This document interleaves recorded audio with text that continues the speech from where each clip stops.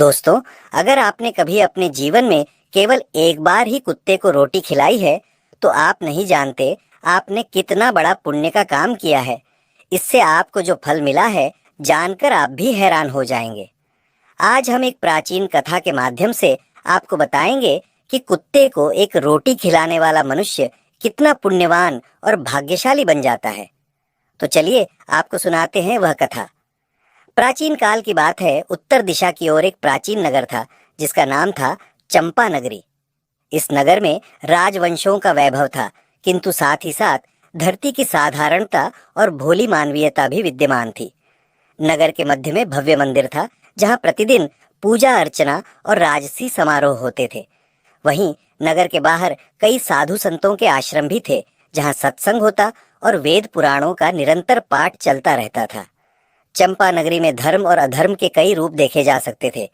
एक ओर सूर्य देव की पहली किरण के साथ प्रभातकालीन वंदना होती, शंखनाद गूंजता, मंदिर की घंटियां बजती, तो दूसरी ओर मदिरालयों और मांस की दुकानों पर रात्रि को खूब चहल पहल रहती। कुछ लोग धर्माचरण करते थे, तो कुछ लोग विषय वासना और भोग विलास में लिप्त थे।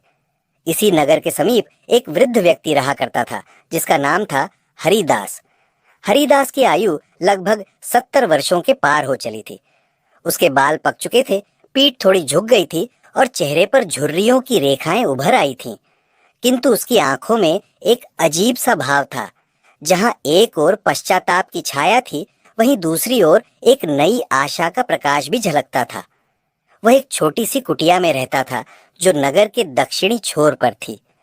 कुटिया के सामने ही एक प्राचीन पीपल का वृक्ष खड़ा था, जिसके पत्ते साल भर हरियाली से चमकते रहते थे और जिसकी शाखाओं पर सुबह शाम पक्षियों का कलरव गूंजता था। इसी पीपल के पास एक खुली जगह थी, जहां लोग कभी कभार बैठकर विश्राम कर लिया करते थे। हरिदास का जीवन बड़ा ही विचित्र रहा था। जवानी के दिनों में वह अत्यंत भोगी प्रवृत्ति का था।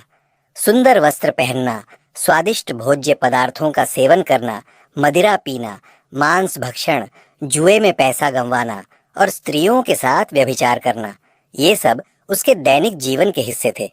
उसके लिए कोई भी पाप या पुण्य का भेद नहीं था। बस अपनी इच्छाओं की पूर्ति ही उसका एकमात्र लक्ष्य था। वह कई बार असमय जगह रहकर रात दिन नशे में डूबा रहता। नगर में उसे लोग उसकी दुर्व्यवहार और अपराधी प्रवृत्ति के कारण भी जानते थे।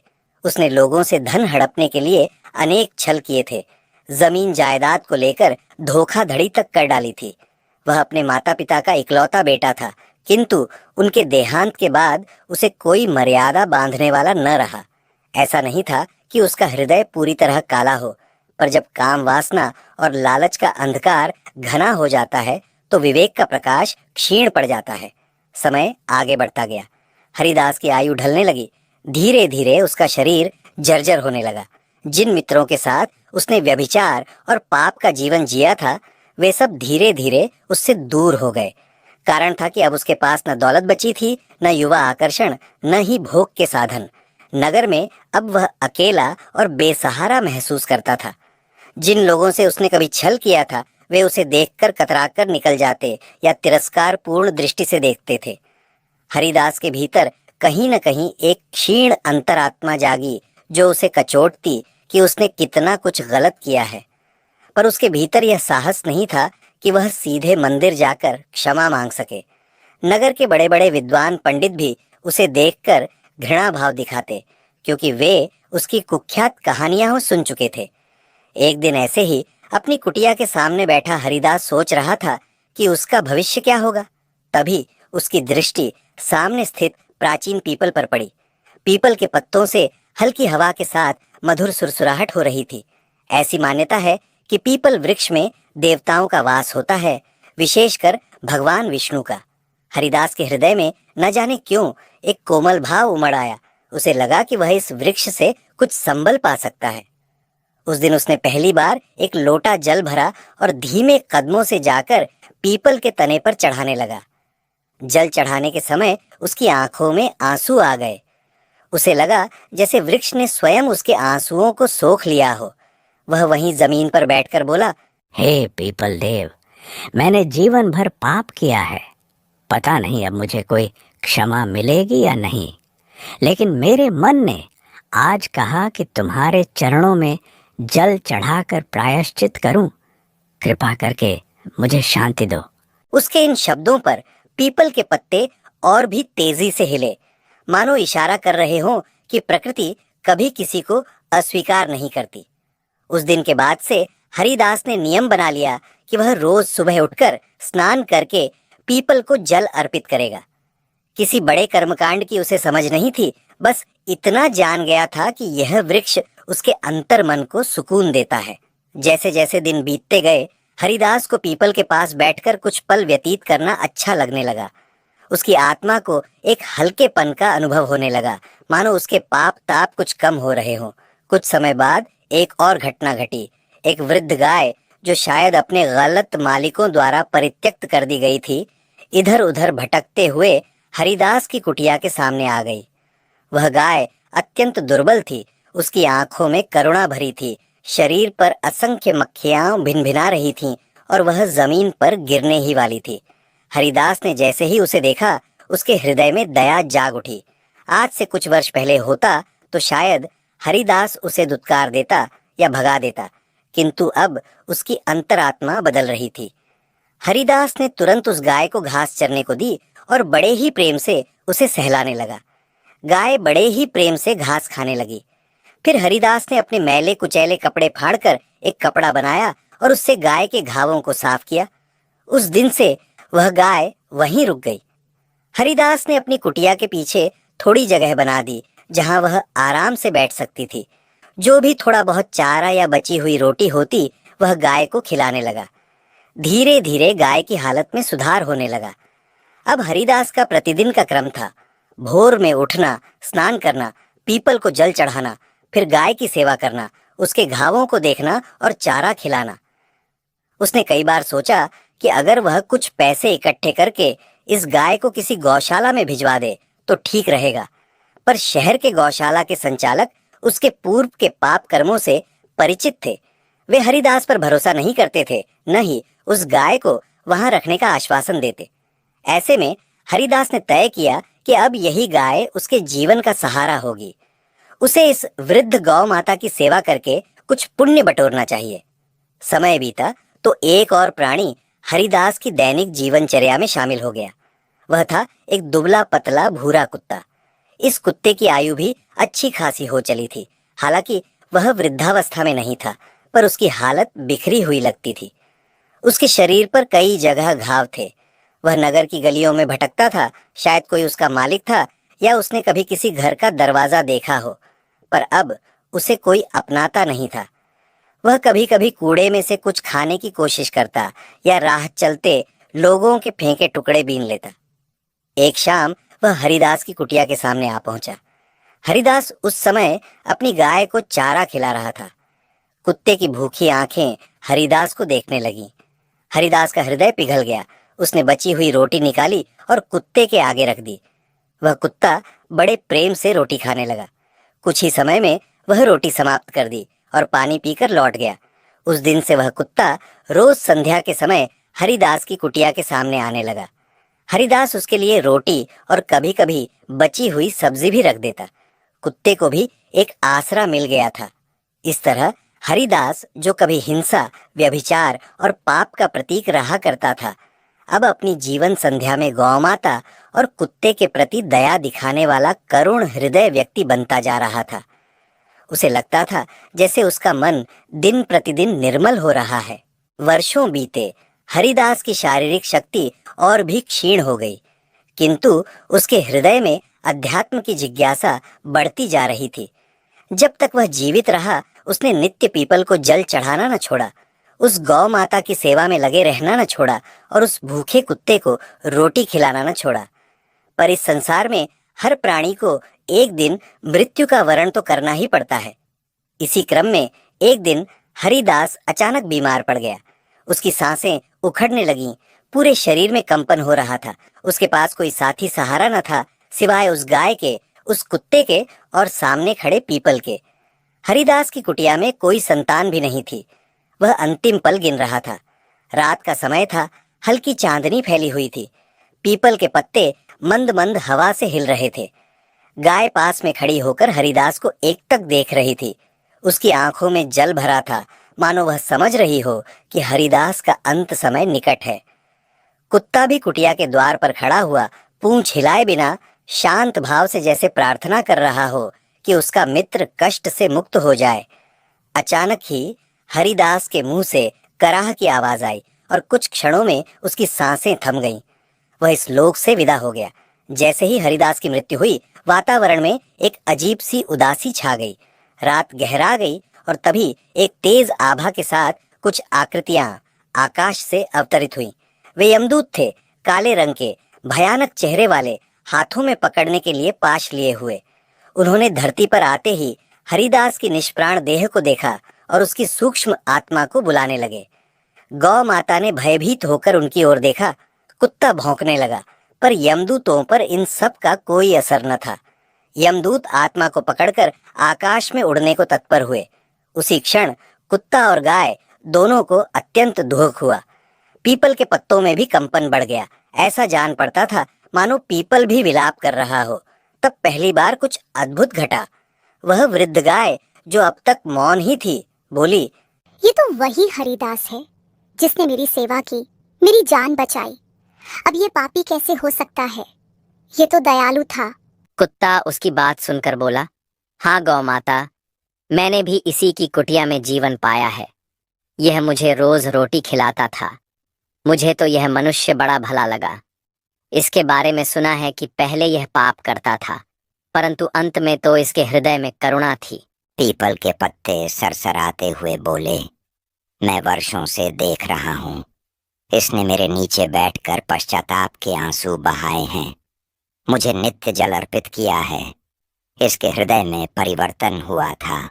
इसके पापों का अंत होना चाहिए, किंतु अब यमदूत इसे ले जा रहे हैं।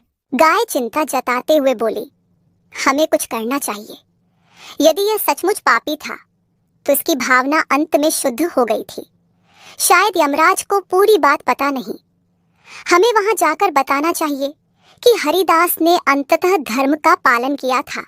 कुत्ते ने उत्साह से कहा, हाँ गौ माता, तुम सच कहती हो।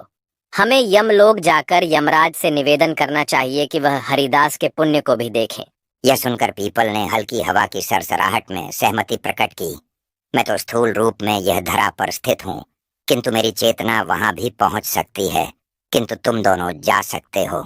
जाओ और यमराज को बताओ कि हरिदास की सेवा और पश्चाताप का फल उसे मिलना ही चाहिए। मेरे अंदर यमलोक जाने के लिए एक गुप्त मार्ग स्थित है। तुम उसी मार्ग से यमलोक को प्रस्थान करो और यमराज से हरिदास की आत्मा को मुक्ति दिलाने की प्रार्थना करो। फिर गाय ने कृतज्ञता से पीपल को प्रणाम किया और कुत्ते को साथ लेकर चल पड़ी। पीपल के भीतर एक गुप्त मार्ग प्रकट हुआ और वे दोनों उसी मार्ग से यमलोक के लिए निकल पड़े। पहले गाय ने पीपल के भीतर प्रवेश किया और उसके बाद कुत्ते ने भी उस मार्ग में प्रवेश किया। उधर हरिदास की आत्मा को ले जाते यमदूत भयानक मार्ग से गुजर रहे थे। चारों ओर अंधकार, चीख पुकार और नीचे भयंकर अग्निकुंडों के दर्शन हो रहे थे। हरिदास ने भयभीत होकर यमदूतों से कुछ कहने की कोशिश की, पर वे कठोरता से बोल पड़े, चुप रहो पापी, तुम्हारी जगह नरक में है। वहां तुम्हारे पापों का दंड तुम्हें अवश्य मिलेगा। हरिदास ने कराहते हुए कहा, मैं मानता हूं कि मैंने पाप किए हैं, पर मैंने अंत में प्रायश्चित भी किया। यमदूत हंसने लगे, यह यमलोक का निर्णय करेगा। हम तो बस आदेश का पालन करते हैं। यमराज की आज्ञा है कि तुझे वहां ले जाए, जहां तेरे कर्मों का हिसाब होगा। इस बीच गाय और कुत्ता एक अनजाने लोक में प्रवेश कर चुके थे। यह स्थान धुंधला सा प्रतीत हो रहा था, किंतु कुछ कदम आगे जाने पर एक विशाल सभागृह जैसा प्रकाशमान क्षेत्र दिखा। वहां एक सिंहासन पर विराजमान थे धर्मराज यमराज। उनके मुखमंडल पर रोबीला तेज था, सिर पर मुकुट, गले में स्वर्ण आभूषण और शरीर पर पीत वस्त्र थे। साथ ही उनका रूप ऐसा था कि कठोर न्याय के देवता भी दिखते और साथ ही दिव्य कृपा भी। उनके समीप चित्रगुप्त उपस्थित थे, जो एक विशाल पोथी में जीवों के कर्मों का लेखा जोखा रखते थे। कुछ ही क्षणों में यमदूत हरिदास की आत्मा को वहां लाकर उपस्थित कर देते हैं। हरिदास घबराता हुआ देखता है कि उसके चारों ओर कई और आत्माएं खड़ी हैं जो अपना न्याय सुन रही हैं। वह अपने पापों को स्मरण कर कांप उठता है। तभी यमराज गंभीर स्वर में कहते हैं, हरिदास, तुम्हें मालूम है कि क्यों लाया गया है तुम्हें यहाँ? हरिदास हाथ जोड़कर खड़ा होता है। हे यमराज, मैं जानता हूँ कि मैंने जीवन में बहुत से पाप किए हैं। मैंने व्यभिचार किया, धोखाधड़ी की, मांसाहार और मदिरा पान में लिप्त रहा और अनगिनत लोगों को कष्ट पहुंचाया। मुझे डर है कि अब आप मुझे किसी भयानक नरक में भेजेंगे। यमराज ने अपनी भ्रिकुटी तानी।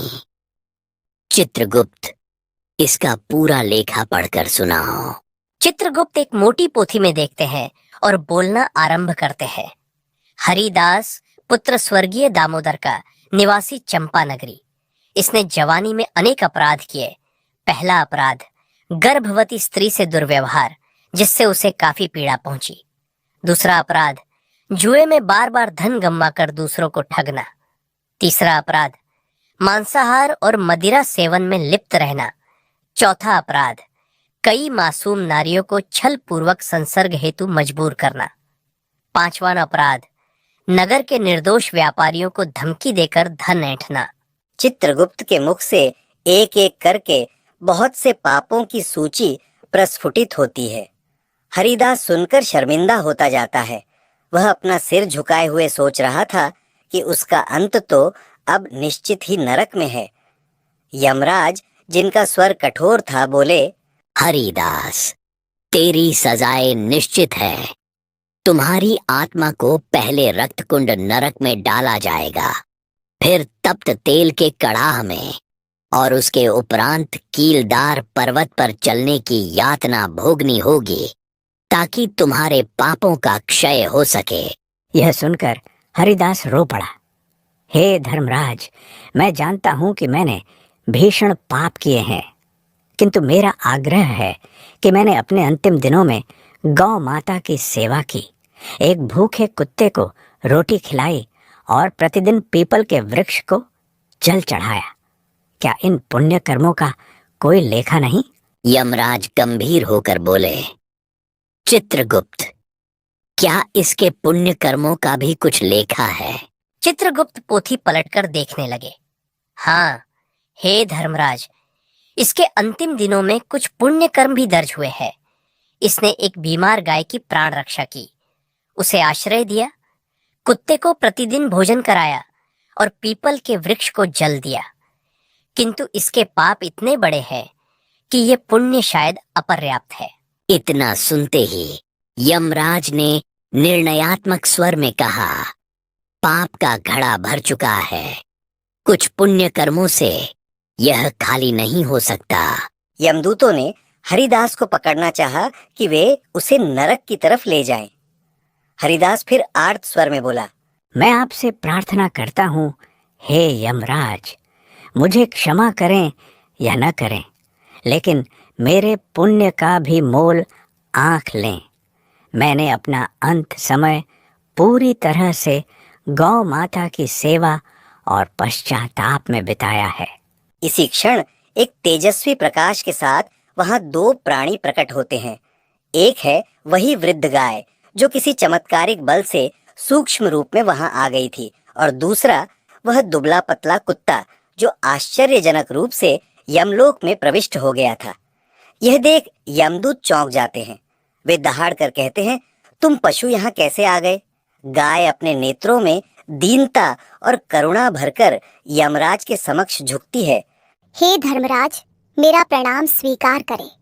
मैं वही गाय हूँ जिसे इस मनुष्य हरिदास ने अपने अंतिम दिनों में बचाया था।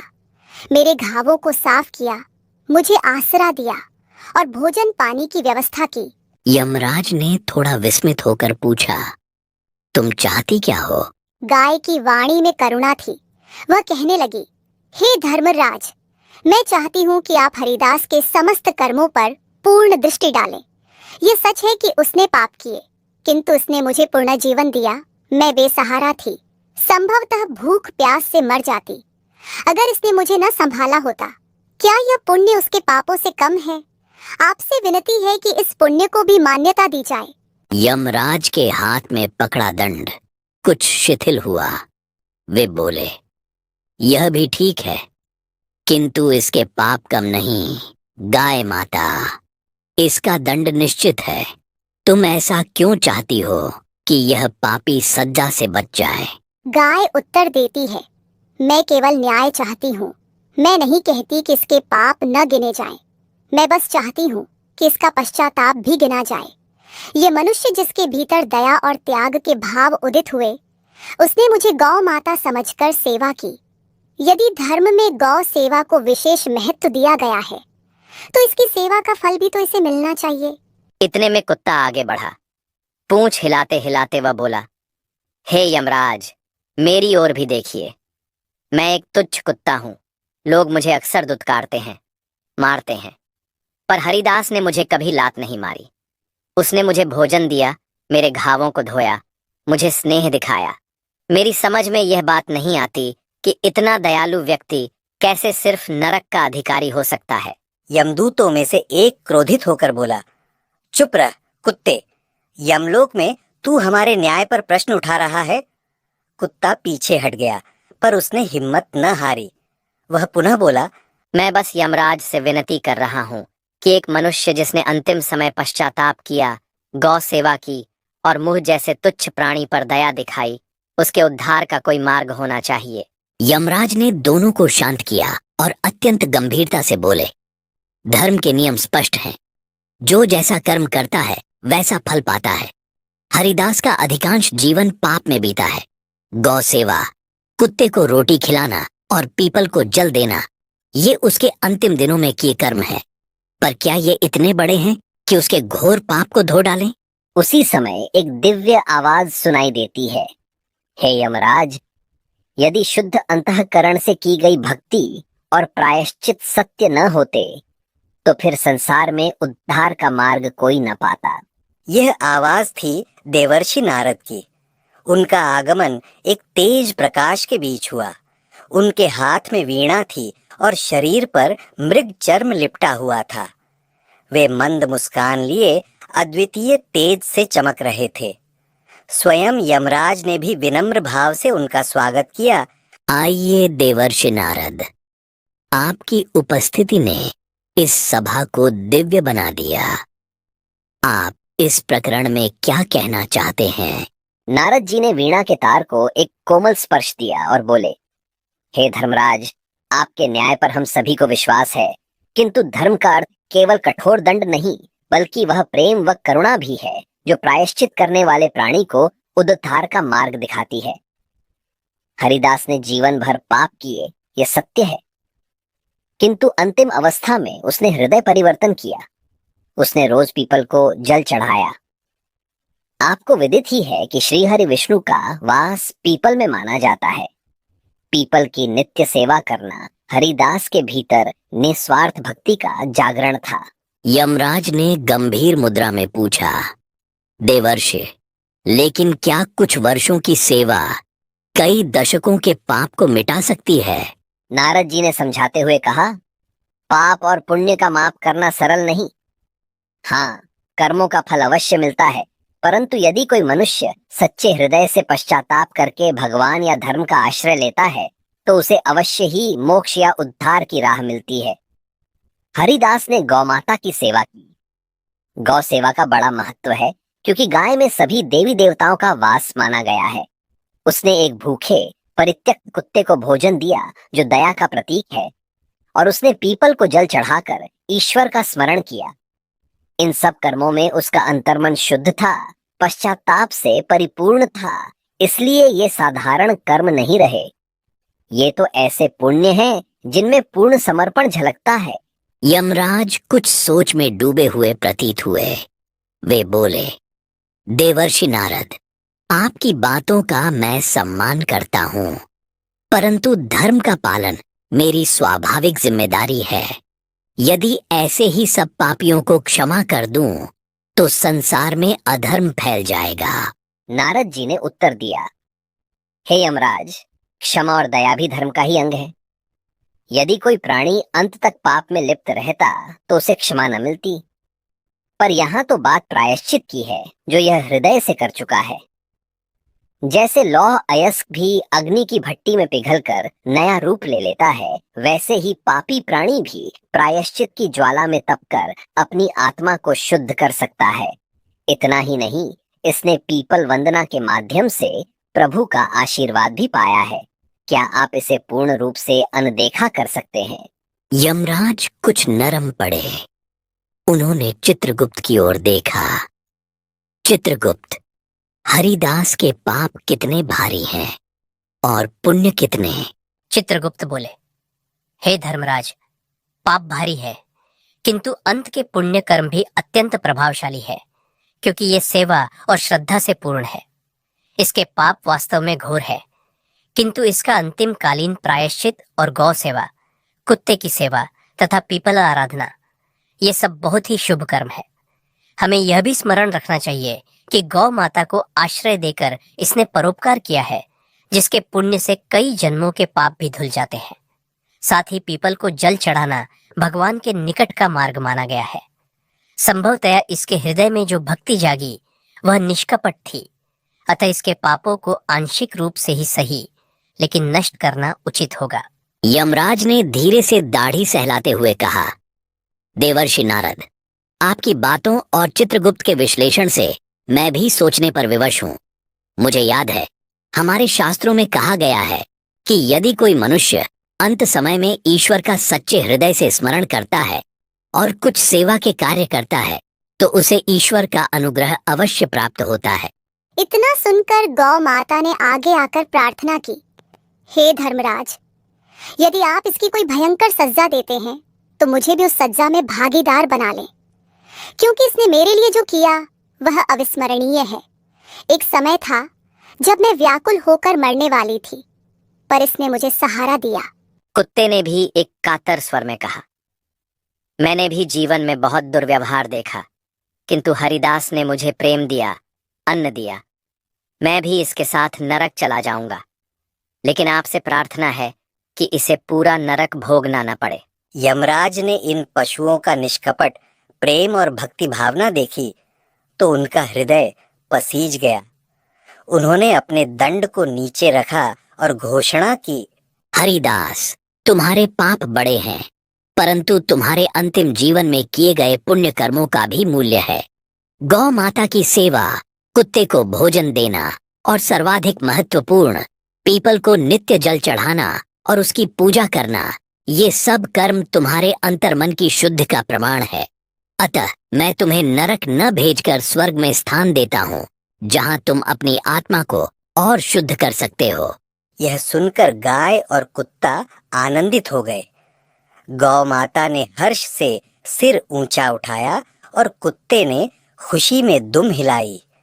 हरिदास की आंखों से आंसू बह निकले। वह यमराज को प्रणाम करता हुआ बोला, हे धर्मराज, आपका अनुग्रह असीम है। मैं आपका बहुत आभारी हूँ। मैं वचन देता हूँ कि आगे भी किसी भी जन्म में कभी पाप की राह न लूंगा। यमराज ने कहा, तुम्हारे भावों की परीक्षा हो चुकी है। जाओ, स्वर्ग के द्वार पर तुम्हारे लिए मार्ग खुला हुआ है। उसी समय देवर्षि नारद ने मधुर वीणा के स्वर छेड़ दिए, मानो ईश्वर की महिमा गाई जा रही हो। उन्होंने मुस्कान के साथ कहा, जो भी अंत समय में निस्वार्थ भाव से प्रभु का स्मरण करता है, प्रकृति एवं प्राणियों की सेवा करता है, वह निश्चित ही प्रभु के पास जाता है। उधर गाय और कुत्ता भी आत्मिक रूप से प्रसन्न थे। गौ माता बोली, हे कुत्ते, तुम देखो, धर्मराज ने हमारे वचन सुने और हरिदास को मुक्त कर दिया। ये उसी न्याय का प्रमाण है जिसे संसार में सर्वोच्च माना जाता है। कुत्ते ने सहमति में सिर हिलाया।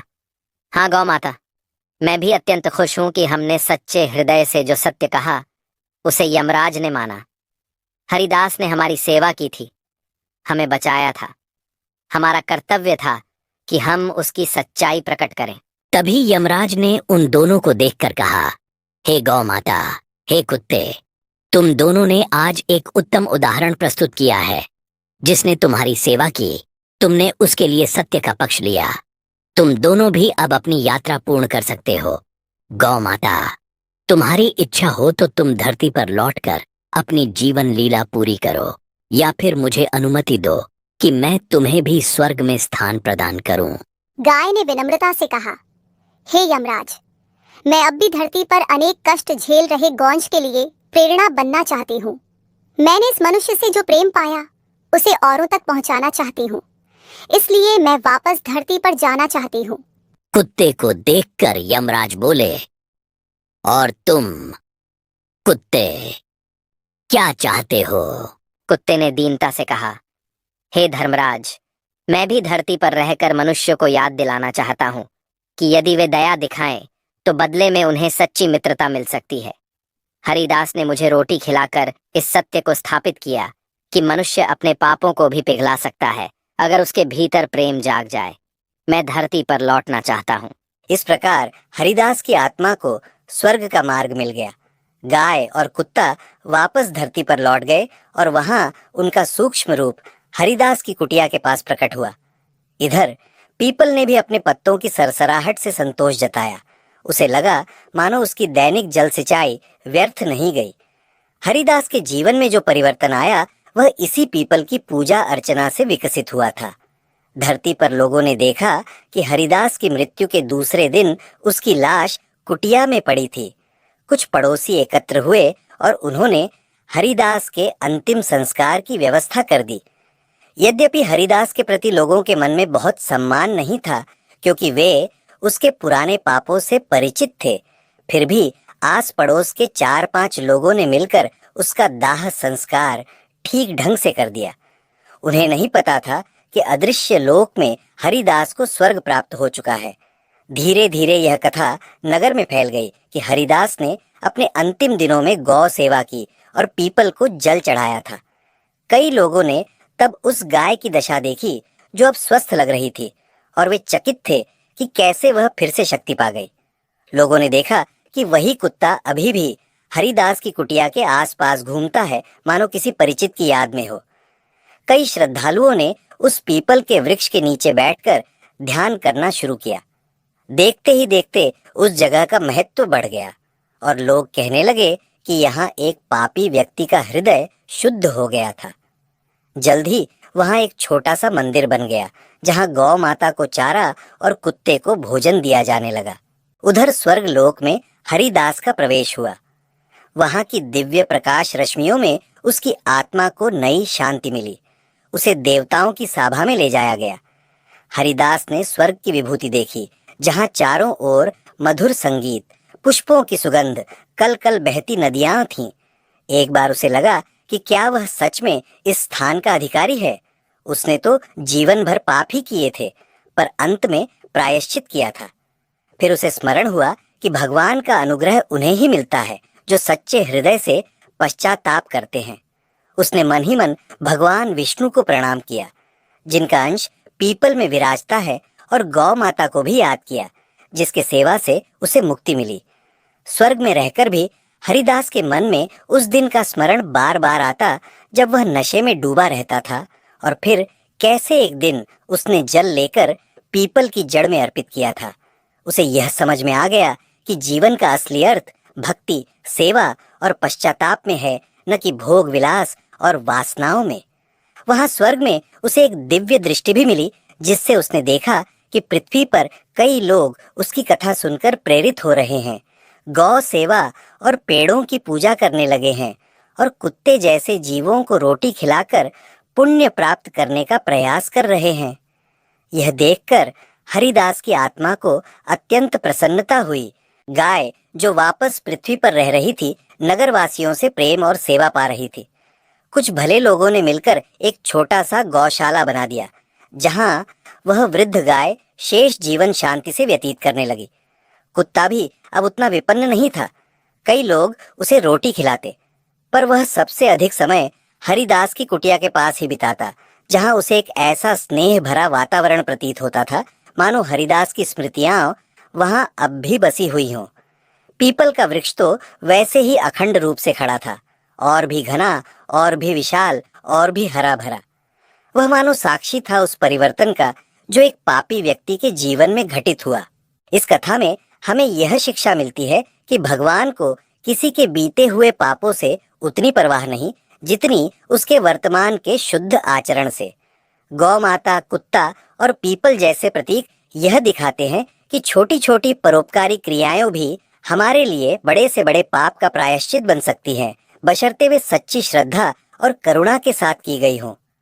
गौ माता को सहेजना, कुत्ते जैसे प्राणी को भोजन देना, पीपल को जल चढ़ाना, ये सब तो वही रूप हैं जिनमें ईश्वर और मानवता का सिद्धांत समाया हुआ है।